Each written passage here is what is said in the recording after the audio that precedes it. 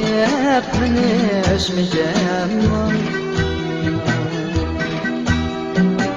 bir non tatsap kan bölüşüp yeyishmigem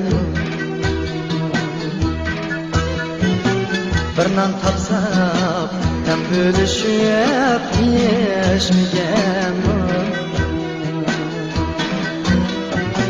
bir can tutup sazlıklarda çiçek çilekle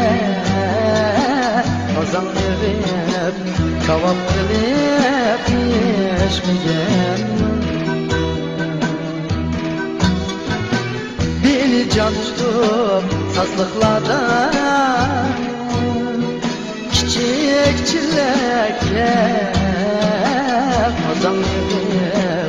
kavap kılıp yiyişmeyem Kazandıkkan şu dostları sevindim bugün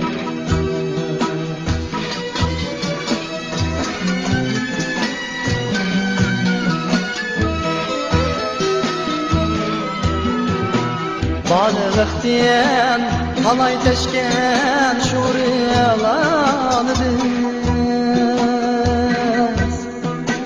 Bakka kirip Kıkıvetken kuryalanı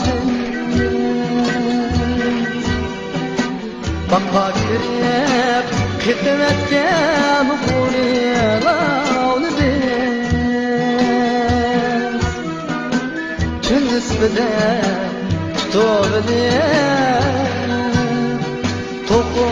kepleri Patlat silip Köp kaynatkan kuryalanı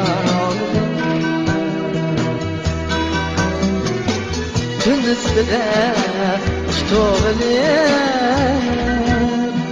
Toku kepleri Patlat silip Köp kaynatkan kuryalanı Bakma dinleyen şu dostlarını sevindim bugün